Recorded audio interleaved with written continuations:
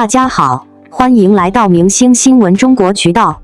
本期视频内容均基于真实资料整理，力求客观呈现。视频画面未使用AI生成，仅封面由 Canva 制作。我们始终希望通过内容传递温暖与正能量，陪伴大家感受更积极的生活。楚乔传主演集体隔空开队，体面2字，内娱早就没人要了。这2天的内娱压根不用找别的瓜，楚乔传和冰湖重生这场隔空对线，热闹得堪比过年。谁能想到9年过去了，一部当年爆火的经典古偶，能因为一部续作掀起这么大的舆论风浪。赵丽颖工作室、李沁、王彦霖轮番发博，表面上都是怀念当年饰演的楚乔、袁纯、宇文怀，字里行间全是对角色的情怀。可明眼人都看得出来，这波操作就是赤裸裸的对着冰湖重生隔空讽刺，半点没给对方留余地。先说说这波操作体面吗？站在路人视角看，昔日顶流主演、实力派演员扎堆在同一时间发旧角色动态，精准踩在冰湖重生开播宣发的节点上，怎么看都算不上体面。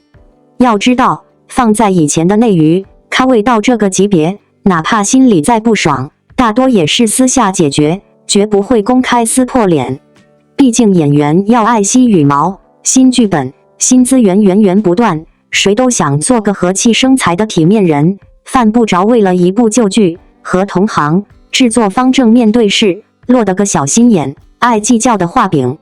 可想而知，另一边出演冰湖重生的演员，还有整部剧的导演、制片人、宣发团队，此刻怕是尴尬到能用脚抠出3室1厅。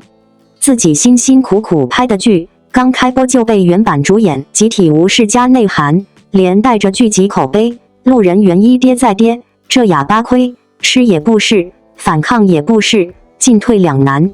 而作为观众，咱们主打一个沉浸式吃瓜，一边嗑着当年楚乔传的情怀，一边看着两方暗戳戳的较量，看得津津有味。毕竟这种大咖集体下场的名场面，在内娱真的不多见。但吃瓜归吃瓜，这事真的能全怪楚乔传主演不体面吗？老话说得好，凡事皆有因果，没有无缘无故的针锋相对，更没有平白无故的集体下场。粉丝早就憋了一肚子火，冰湖重生从立项到开播，哪一部不是踩着楚乔传的情怀在蹭热度？打着楚乔传续作的旗号，消费观众9年的冰湖意难平，拿着原版的 IP 红利疯狂宣发，却把经典改得面目全非。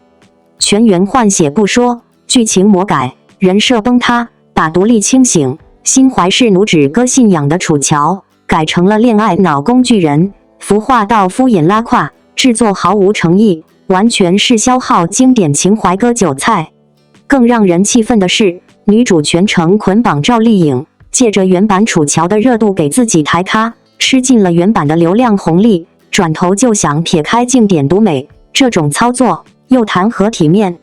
冰湖重生官微更是急得跳脚，前脚赵丽颖工作室刚发完博，后脚就紧跟着发人前体面人，人后难做人，谁还没2幅面孔的文案，内涵意味拉满，发完又火速秒删，这番操作反而更显心虚。到底是谁先不体面，一目了然。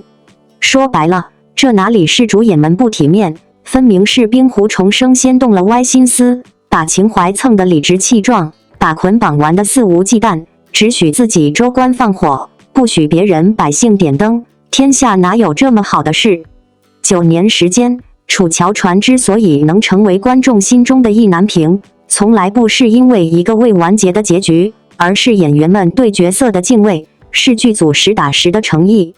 赵丽颖沙漠实拍剧用替身，窦骁9优台戏份拍到休克，李沁袁纯黑化戏一镜到底，每一个角色都被赋予了鲜活的灵魂，每一场戏都藏着用心。这份用心被观众记了9年，也被演员们珍视了9年。如今被一部毫无诚意的续作随意消费，肆意魔改，换谁都会心疼，都会想要守护自己用心塑造的角色。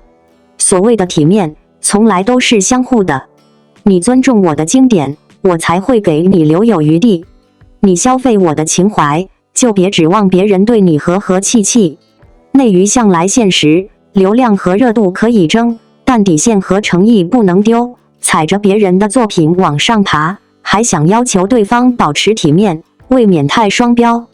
这场闹剧说到底就是资本消耗情怀，制作不用心，最终引发的反噬。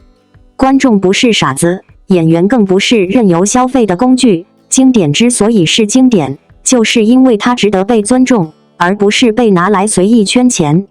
最后捕鱼姐想说，内娱的体面从来不是表面的客客气气，而是对作品的敬畏，对同行的尊重，对观众的真诚。与其搞这些暗戳戳的兑现，不如好好打磨作品，用实力说话才是长久之道。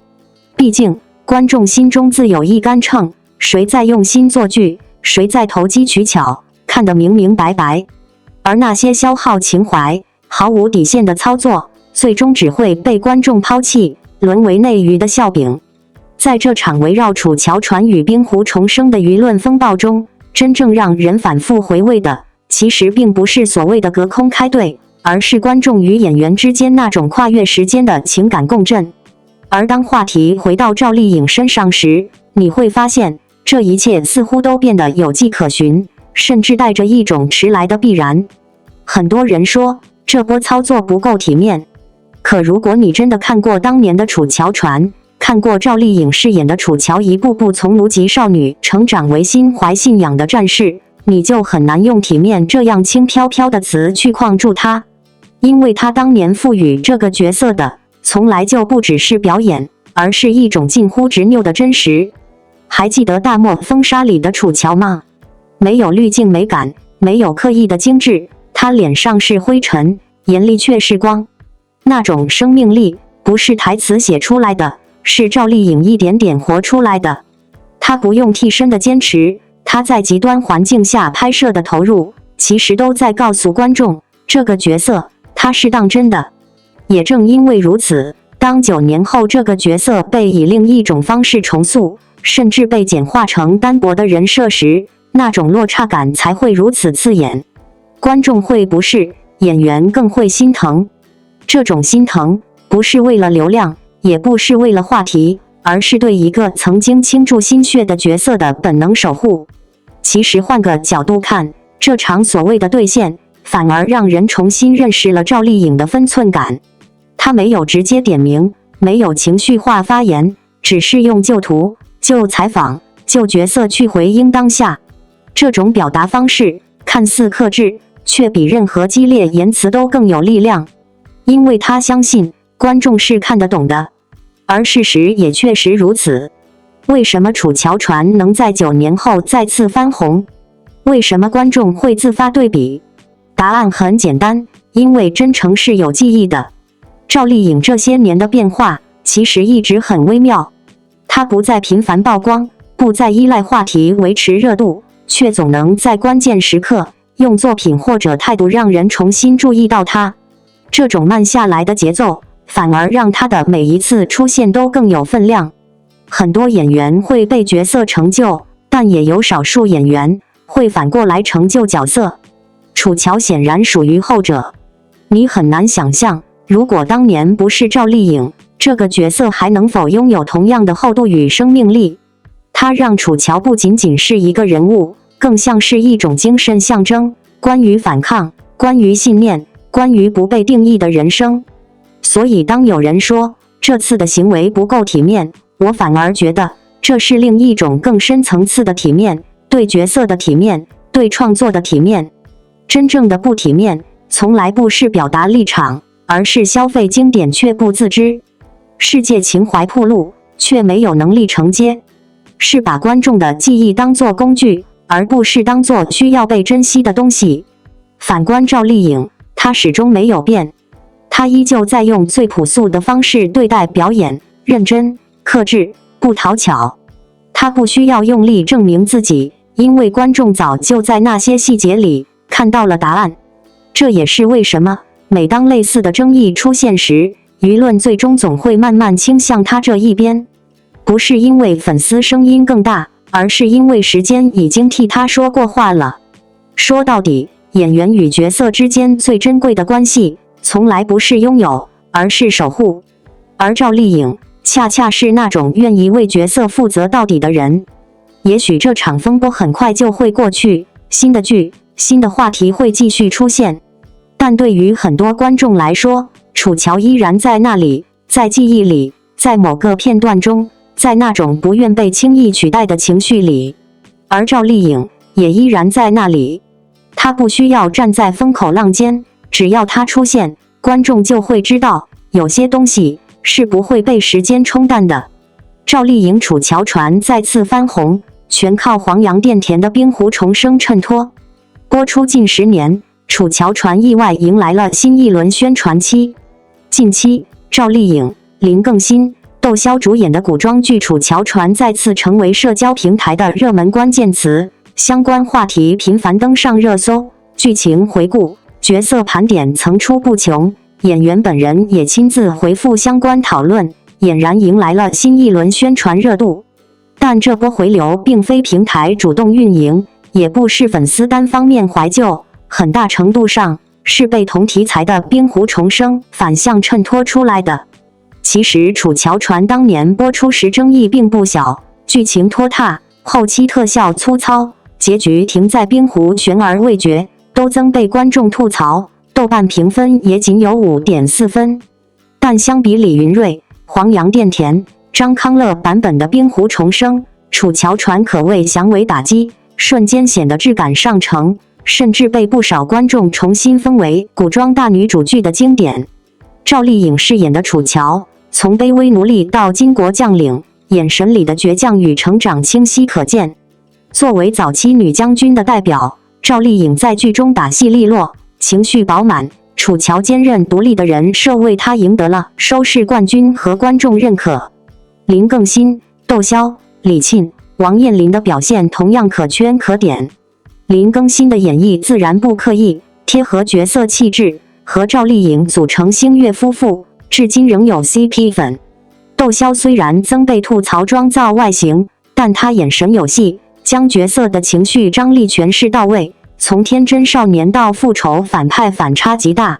李沁细腻灵动，把人物的层次感展现得淋漓尽致，后期即便黑化也让人恨不起来，更多的是同情。王彦霖则凭借扎实的演技，把反派宇文怀的阴鸷、狠毒、扭曲、嚣张演到极致，代入感太强，甚至被全网骂。反观冰湖重生，顶着楚乔传续集的噱头，沿用世界观与人物设定，却在剧情逻辑、人物塑造、制作水准上全面拉胯。剧情悬浮，节奏混乱，人物行为缺乏动机，大女主内核沦为空洞口号，加上敷衍的服化道和廉价特效，让观众看得尴尬不已。即便是抱着情怀追剧的观众，也很难对这部续作产生认可。冰湖重生的扑街，更让观众意识到，当年楚乔传的火爆并非偶然。打着大女主、权谋、励志标签的作品层出不穷，但真正能立住角色、讲好故事的却寥寥无几。从行业角度看，楚乔传的意外回春，也是一种对市场的提醒。观众并非不接受续集与衍生作品，而是无法容忍消耗情怀、敷衍了事的创作。冰湖重生的失利，不在于题材过时，而在于态度敷衍。楚乔传的翻红，也不是因为滤镜加厚，而是角色与表演足够扎实。这波突如其来的宣传热度，看似是时代滤镜加持，实则是观众对当前古装剧市场的无声反馈。如果说这段时间的古装剧市场有哪一幕最耐人寻味，那一定是赵丽颖主演的《楚乔传》逆势回春。一部播出近10年的作品，在没有重播宣传、没有刻意营销的情况下，凭借观众自发讨论再次冲上热搜，这种被时代重新选择的现象，本身就足够说明问题。很多人最初点开相关话题，也许只是因为好奇，同为楚乔宇宙的冰湖重生到底差在哪？但看着看着，却不自觉回到了楚乔传的剧情剪辑里。那种熟悉的节奏、人物的情绪张力、还有演员之间自然流动的对手戏，一下子把人拉回当年的追剧时光。说到底，这不是简单的怀旧，而是一种对真正好角色的再次确认。赵丽颖饰演的楚乔，之所以能在多年后依然被反复提起，是因为她并不是标签化的大女主。她不是一开始就强大，而是在一次次压迫与挣扎中被逼着成长。那种从卑微奴隶到独胆将领的转变，并没有依赖台词去喊口号，而是通过眼神、动作，甚至沉默完成的。观众能清楚看到她的倔强、恐惧、愤怒与选择，这种层层递进的情绪，是角色成立的关键。再回看今天不少所谓大女主剧，问题恰恰就在这里，设定很大，但人物是空的。而楚乔的魅力在于她是活的，她会犹豫，会痛苦，会在关键时刻做出并不完美但真实的决定。这种真实感让角色跨越时间依然成立。同时，不得不提楚乔传整体演员阵容的化学反应。林更新的克制与松弛，让宇文玥这个角色既冷静又有人味，与楚乔之间的关系张力至今仍被反复回味。窦骁则完成了一条极具反差的情绪弧线，从单纯到极端，层次分明。李沁的细腻，让人物即便走向黑化，也依然保留复杂的人性。还有王彦霖塑造的反派，更是让人恨到入骨，却又不得不承认其完成度之高。正是这些演员共同构建起一个相对完整的叙事世界，使得楚乔传即便存在节奏拖沓、特效粗糙等问题，依然能被观众记住。因为观众最终记住的，从来不是滤镜和特效，而是人。反观《冰湖重生》，问题并不只是制作不够精良，而是缺少最核心的东西——人物的说服力。剧情可以复杂，也可以简单，但人物必须成立。设定可以宏大，但情绪必须真实。当人物行为缺乏动机，当成长变成一句空洞的口号，再宏大的世界观也只是摆设。也正因为这种对比，楚乔传的翻红显得格外有力量。它像一面镜子，让观众重新意识到，原来我们并不是降低了审美，而是被太多敷衍的内容消耗了耐心。一旦出现对照，那些曾经被吐槽的问题反而不再重要。真正留下来的是角色的生命力。而从更长远的角度来看，赵丽颖的表现其实也解释了她为什么能在竞争激烈的环境中始终占据一席之地。她的优势从来不只是努力或拼命，而是在于对角色的理解足够落地。她不会把人物演成符号，而是努力让人物长出来。这种能力在任何时代都是稀缺的。所以这一轮楚乔传的热度回归，与其说是被对手衬托，不如说是观众的一次主动选择。大家在对比之后，用最直接的方式表达态度，愿意为真正用心塑造的角色停留，也愿意为敷衍的作品转身离开。当一部剧可以在近10年后，依然因为一个角色被反复提起，这本身就已经说明了一切。而楚乔的名字再次被记起，也再次证明了一件事：真正打动人的，从来不是时代，而是人心。赵丽颖工作室发出多张采访图，硬刚新版楚乔的塑造太失败。随着电视剧《冰湖重生》的播出，打着楚乔传续集的名号，观众们不免把赵丽颖版和黄洋电甜版的楚乔放在一起进行对比。2026年4月10日，赵丽颖工作室发出多张赵丽颖的采访图。第1张图和第2张图以及第3张图是赵丽颖在拍摄楚乔传的后期回答楚乔这个人物内核时所表达的。楚乔的信仰是自由和平等，而赵丽颖也在极力演绎楚乔的坚韧和倔强。赵丽颖眼中的这部剧不局限于塑造爱情，还有对理想的追求。第4张图是事业取得成功时，面对记者的采访，赵丽颖没有只谈自己的成功，而是鼓励所有女生都可以拥有自己的事业，成为自己的英雄。第5张图和第6张图是赵丽颖被邀请做演讲时，在谈到出演楚乔传时，她的眼中全是星星，楚乔这个人物对赵丽颖有些非常特殊的意义。他把她当作演员生涯的一次重大挑战，也发自内心的尊重楚乔这个人物角色。他说：“我不希望大家看到电视剧里的女性角色为了男人抖来抖去，我希望她们拥有更丰富的思想，积极的去追求自己的信仰。”选在这个时间点发出这6张图，赵丽颖的工作室和她本人一样勇敢无畏，直接表明自己的态度。硬刚新版楚乔传冰湖重生，打着楚乔的名字，黄洋钿甜的塑造实在太过于失败。在赵丽颖和观众的心中，楚乔是当之无愧的大女主，是从死人堆里爬出来的，有风骨有信仰的女将军。她清醒、坚韧，有自己的底线和格局，爱恨分明却不恋爱脑。可到了冰湖重生，楚乔却像是整个人被抽走了灵魂一样。虽说是情节设定的失忆，可失忆只是失去了记忆，而不是失去了智商。黄洋钿甜版的楚乔智商忽高忽低，表情呆板，眼神稚嫩，情绪更是来得莫名其妙，格局也小了一圈，很多时候更像被剧情推着走的工具人。那个承诺我要带你们回家的女将军的霸气劲儿完全看不见。在这个信息爆炸、更新速度快到令人目不暇接的时代，一部播出近10年的作品还能被反复提起，甚至在新的舆论场中重新占据高位，本身就是一件值得深思的事情。最近，围绕楚乔传与冰湖重生的讨论再度席卷网络，而站在风暴中心的，依旧是那个让人难以替代的名字——赵丽颖。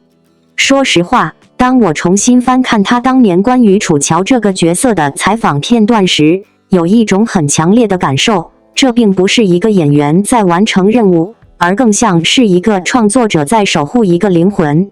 他谈信仰，谈自由与平等，这些词在很多影视剧宣传中听起来都太宏大，太容易流于表面，但在他的表达里却意外的落地，生动，甚至带着一点倔强的温度。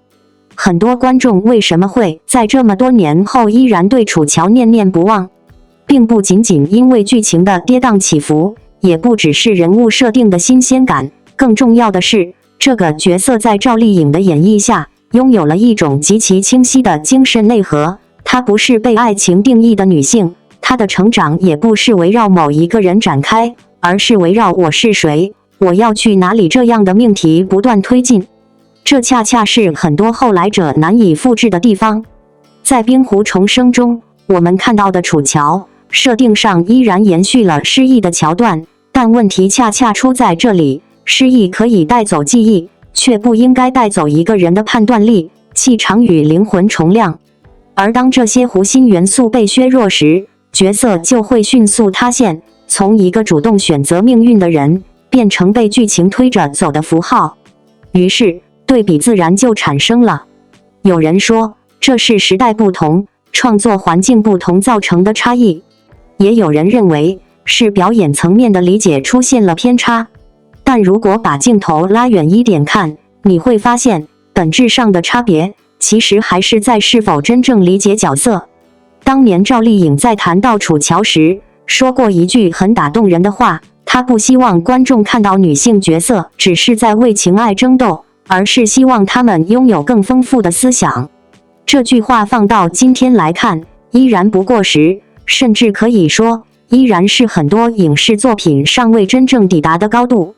她在塑造楚乔的时候，并没有刻意去强调所谓的强，而是通过一层一层的选择，让观众看到这个人物如何在残酷环境中一点点建立起自己的原则。他有底线，有判断，也会犹豫，但一旦做出决定，就不会轻易动摇。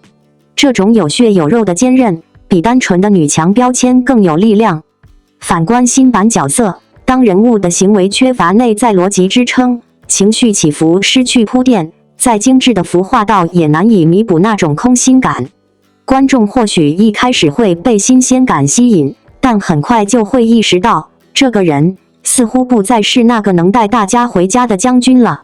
而也正是在这样的对比之下，赵丽颖当年留下的表达反而显得更加珍贵。她在事业上升期接受采访时，没有沉浸在成功叙事中，而是反复强调女性要有自己的事业，要成为自己的英雄。这种态度并不是后来为了迎合某种舆论风向而补上的标签，而是早在角色塑造阶段就已经埋下的种子。你会发现，他演的楚乔和他本人在公开表达中的价值观是高度一致的。这种一致性让角色不再只是演出来的，而是被相信的。这也是为什么当工作室在这个时间点发布那些旧采访图时，会引发如此大的共鸣。那不是简单的回应或对比，更像是一种无声却坚定的表态。有些角色是有标准的，有些精神是不能被轻易稀释的。当然，影视创作从来不是单一维度的竞争，每一部作品都有其复杂的成因。但观众的记忆却很简单，他们会记住那些真正打动过自己的瞬间，记住那些曾经让人热血沸腾、心生敬意的人物。而楚乔之所以能在近10年后依然被反复提起，很大程度上是因为赵丽颖赋予了她一种超越剧情本身的生命力。这种生命力不依赖于流量，不依赖于话题，而是来自于一种很朴素却很稀缺的东西：认真。认真去理解角色，认真去对待表达，也认真地相信女性角色可以不只是某种关系中的附属，而是一个完整而独立的个体。当我们再回头看这场关于谁才是楚乔的讨论时，也许答案早就不重要了。真正留下来的是那个在冰冷世界里仍然坚持信仰，一步步走出自己道路的身影，以及把这个身影刻进观众记忆里的那个人。张萌亲接楚乔传2，赵丽颖、林更新剧演真相曝光，新楚乔竟然是他。等了整整9年，宇文玥最终还是没能等到那个曾经熟悉的团队去捞他。在4月9日的采访中，制片人张萌首次公开坦言，楚乔传的续作《冰湖重生》确实一开始就联系了赵丽颖和林更新，但最终因为种种原因合作没能成型。经过多方的努力，团队被迫决定重启项目，启用了全新的阵容。为什么原班人马都失踪了呢？张萌给出了几大硬伤原因，让这一切看似美好的合作变得遥不可及。首先是档期和规划的冲突。随着赵丽颖、林更新等主演身价的水涨船高，原本的戏路已经发生了变化，档期极为紧张，而且他们都不再希望被古偶标签束缚住了。接着是版权问题，这个项目曾因为版权纠纷搁置了长达5年之久，期间原出品方更换，导致演员合约上的衔接成了一个巨大的难题。最后，时间成本也让一切变得更为复杂。9年过去，演员们的年龄和状态早已发生了翻天覆地的变化，强行让他们回归已经不可能。既然无法请回原班人马，张萌决定采取一种情怀加新人的折中方式来传承这一份经典。新阵容的选拔就像是一次全新的开始，承载着故事的延续，又不失新鲜感。黄杨钿甜饰演的楚乔是当年《楚乔传》里的小楚乔，她的形象直接承接了从童星到女主的成长过程。剧组直言，等她长大，这个角色的塑造仿佛是一个养成系的故事，展现了从孩提到成年的蜕变。而李云瑞则接棒林更新，饰演重生后的男主诸葛亮，角色名也重新回到了原著中的诸葛亮，有意切割与前作的关系，力求通过这种方式建立新的认知。张萌特别强调，这不是简单的续集，而是一个独立的新故事。他希望观众能够放下与前作的对比，带着新的视角去重新审视这个故事。那么，没有赵丽颖的《楚乔传》，你还会继续追吗？欢迎在评论区分享你的看法。如果说近几年哪一部剧最能体现时间越久，滤镜越真，那一定绕不开《楚乔传》。而提到这部作品，就注定离不开一个名字：赵丽颖。看完这次关于《楚乔传2》幕后制作的采访，其实很多观众心里都有一个复杂的情绪，一边理解现实，一边又忍不住遗憾。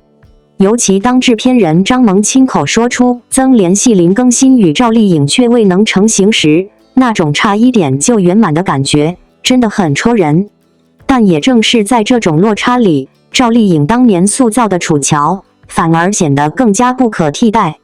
很多人现在回头看《楚乔传》，才慢慢意识到，当年的成功其实并不只是剧本、制作或者热度那么简单，而是一个演员与角色之间几乎共生的契合。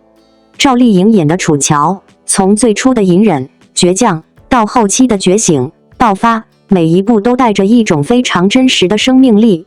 她不是在演一个女主，而是在让观众相信，这个人真的存在过。尤其是那种越压抑越坚韧的气质，是很难复制的。不是简单的哭戏、打戏就能完成，而是需要演员本身的精力沉淀和情绪控制。赵丽颖的表演里有一种很独特的力量，她不张扬，但你就是会被她带着走。也正因如此，当新版《冰湖重生》选择启用黄洋钿甜来接棒时，哪怕设定上有成长延续的逻辑，观众依然会下意识拿来比较。这不是对新人苛刻，而是赵丽颖当年的完成度已经把这个角色的天花板抬得太高了。其实从行业角度来看，赵丽颖拒演并不意外。正如采访中提到的，她早已不再局限于古偶赛道。这些年她不断突破，从题材到角色都在主动拉开边界。她不是离开楚乔，而是已经走向更广阔的舞台。但从观众情感来说，遗憾也是真的遗憾。因为楚乔这个角色本质上承载的不只是剧情，还有一代观众的青春记忆。那种在乱世中拼命挣扎、不断成长的女性形象，曾经给很多人带来过力量。而赵丽颖是把这种力量具象化的人。现在再看这次原班人马未回归的种种原因，档期、版权、时间都很现实，也很无奈。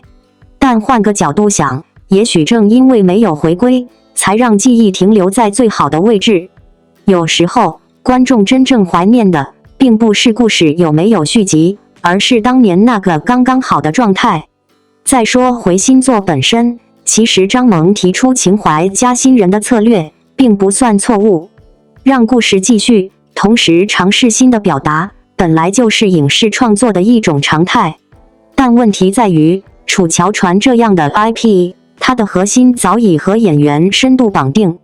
当观众说想看续集，很多时候其实是在说想再看一次赵丽颖的楚乔，这才是最难替代的地方。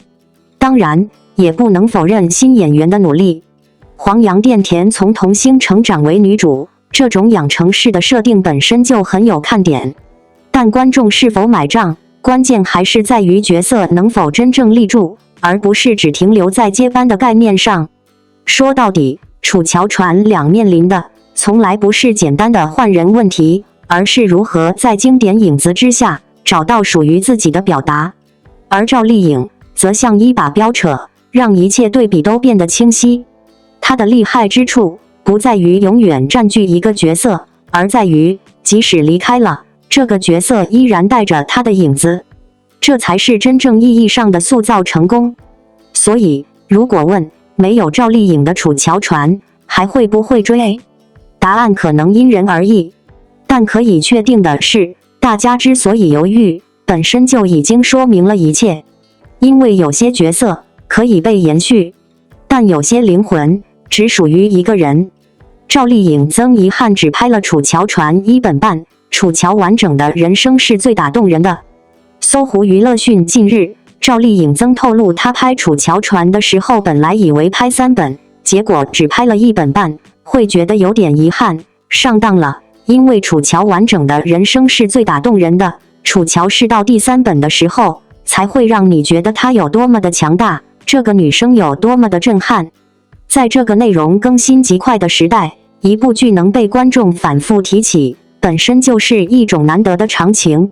而提到楚乔传，很多人心里第一时间浮现的依然是赵丽颖那双倔强又清亮的眼睛。她不是传统意义上完美无瑕的女主，却有着最真实、最能刺痛人心的成长轨迹。也正因如此，当她坦言当年只拍了1本半，留下遗憾时，观众的情绪几乎是瞬间被点燃，因为那不只是他的遗憾，也是属于所有观众的未竟之梦。回看楚乔传的成功，从来不只是剧情设定或者古装外壳，而是人物本身的活。赵丽颖塑造的楚乔，从最初的卑微挣扎，到逐渐觉醒，再到隐约显露锋芒，每一步都走得扎实、克制，又充满力量。他不是一夜之间强大，而是在一次次选择中被现实逼出来的坚韧。这种慢慢长出来的强，恰恰是最打动人的地方。也正因为如此，只拍了1本半才显得格外可惜。按照原本的叙事逻辑，楚乔真正的高光是在后半段甚至第3阶段才彻底爆发，那种不再只是为生存而战，而是开始掌控命运，甚至影响时代的气场。如果说前半段是挣扎中的火苗，那么后半段本该是燎原之势。可惜，这一切只停留在想象中。但有趣的是，正是这种未完成，反而让角色拥有了一种更持久的生命力。观众会反复回看，会不断讨论如果拍完会怎样，甚至会在别的作品里寻找类似的影子。这种讨论本身就是角色魅力的延续。而赵丽颖也正是在这种不完整中，反而把楚乔的灵魂部分牢牢留住了。从表演角度来看，她最厉害的一点是始终没有把楚乔演成爽文女主。很多类似题材容易流于外在的强势，台词狠，动作猛，情绪杂。但赵丽颖选择的是另一条路，她把更多的力量藏在眼神里，藏在克制里。哪怕是在最激烈的情节中，她的情绪也不是外放的，而是一种压着的爆发。这种处理方式让人物显得更真实，也更耐看。所以，当他说楚乔完整的人生才最打动人时，这句话其实不仅是对剧情的遗憾，更像是一种对角色的深层理解。他很清楚，这个角色真正的震撼不在于一时的高光，而在于完整的成长弧线，从被命运裹挟到主动选择人生，这中间的每一步都是力量的积累。某种意义上，这也解释了为什么这么多年过去，楚乔传依然能被一再提起。不是因为它没有缺点，而是因为它留下了太多差一点就更好的空间。而这种空间，恰恰是观众最难放下的。再看当下的影视环境，快节奏、强刺激成为主流，很多角色还没来得及沉淀就被下一部作品取代。但赵丽颖的楚乔却像一块被时间慢慢打磨的石头，越看越有质感。它没有依赖一时的话题热度，而是靠角色本身站住了脚。或许正因为如此，当后来出现各种延续或新版本时，观众的第一反应不是新鲜，而是本能的去比较。不是观众苛刻，而是因为原本那个楚乔已经在他们心里有了清晰的轮廓。而这个轮廓，很大程度上就是赵丽颖赋予的。她的表演有一种很难复制的贴合感，不是技巧上的炫耀，而是一种与角色气质的天然契合。你会觉得这个角色就是他，而不是他在演。这种状态其实是很多演员一辈子都很难达到的。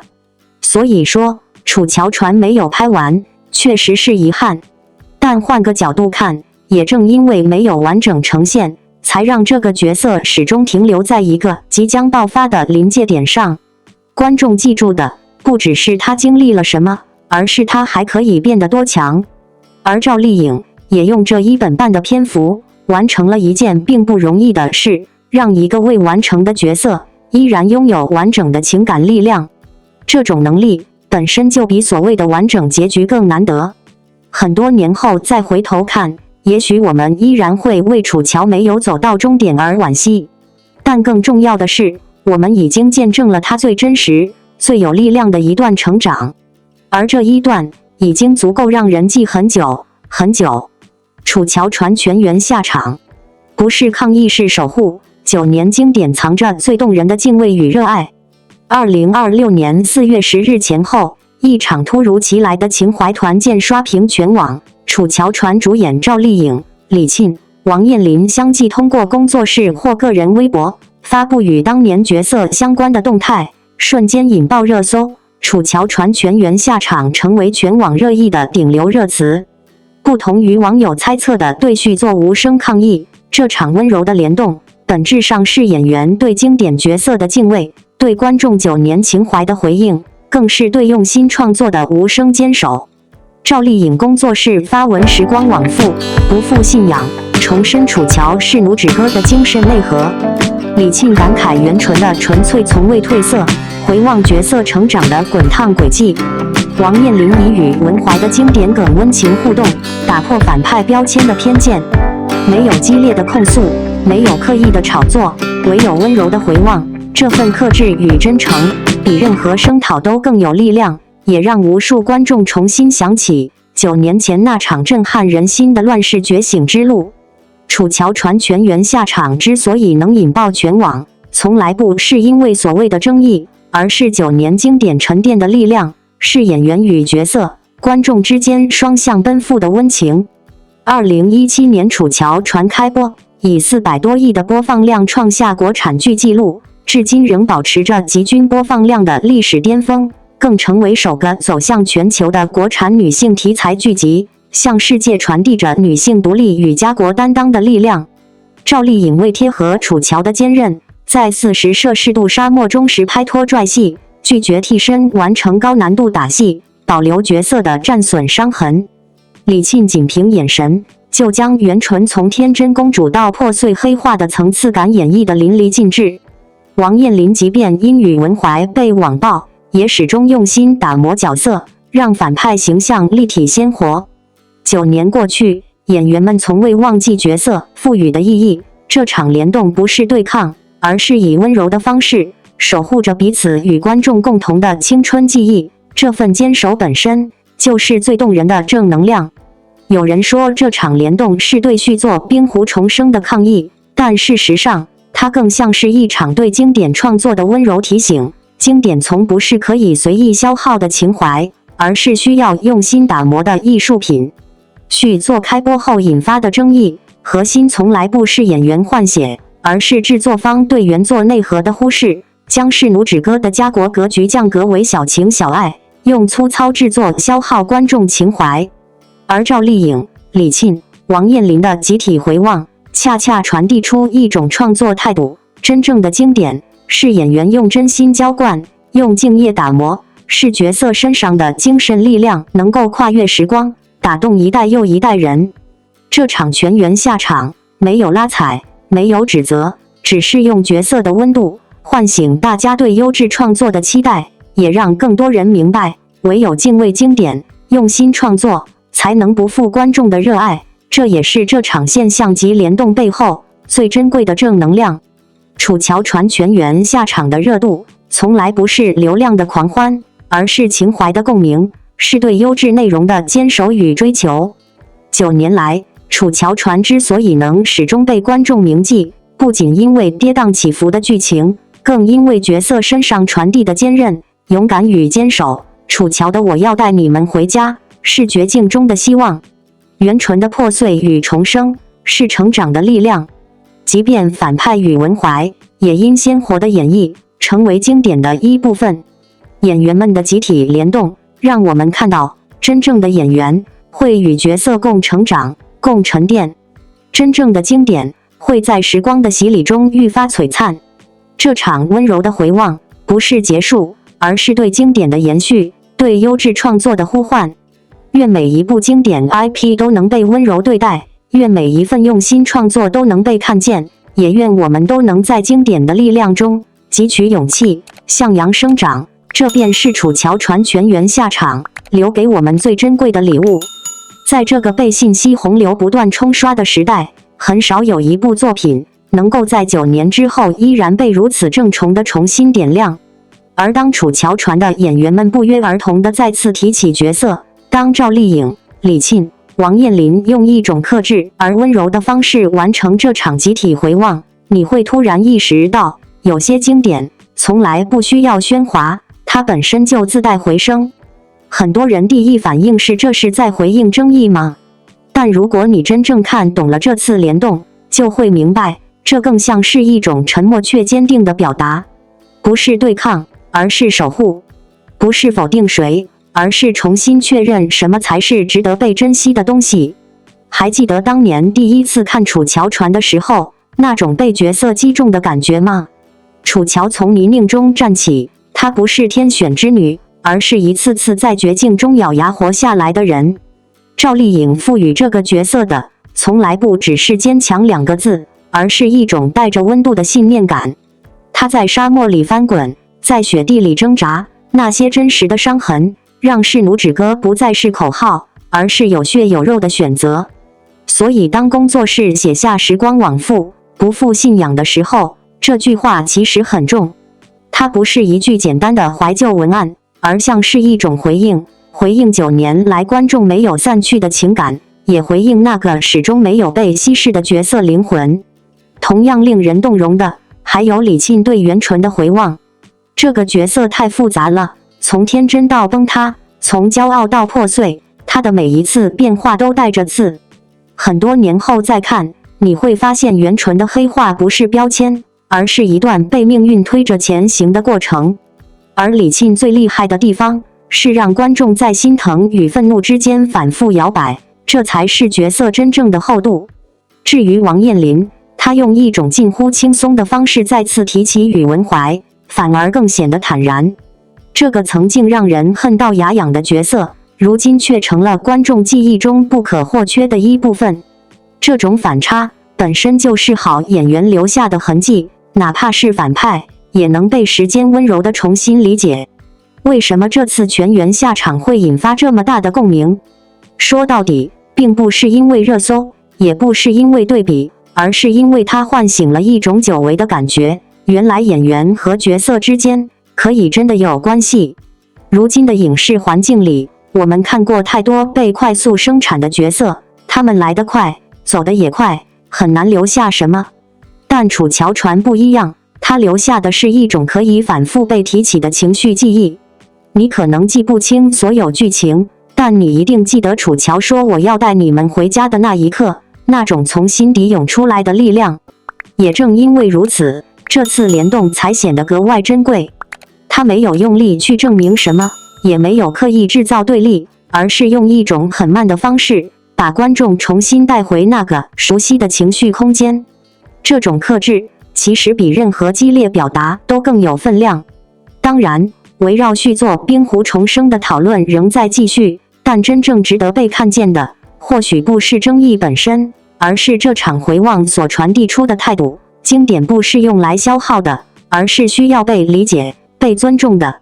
当赵丽颖再次被提起，人们怀念的不只是她当年的状态，而是她为角色付出的那种较真。这种较真，在今天看来甚至有点奢侈，但也正是它让一个角色拥有了穿越时间的能力。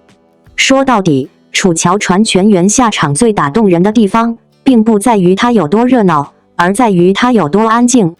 那是一种不需要解释的默契，是演员与观众之间共同守护的一段记忆。9年过去了，很多东西都变了，但当这些熟悉的名字再次出现时，你会发现，有些情感其实一直在那里，没有褪色，也不需要被重新定义。这或许就是经典真正的力量，它不会喧哗，却始终发光。感谢您观看视频。如果您觉得本时事通讯有用，请不要忘记点赞、评论和订阅。祝您生活愉快，充满活力。再见。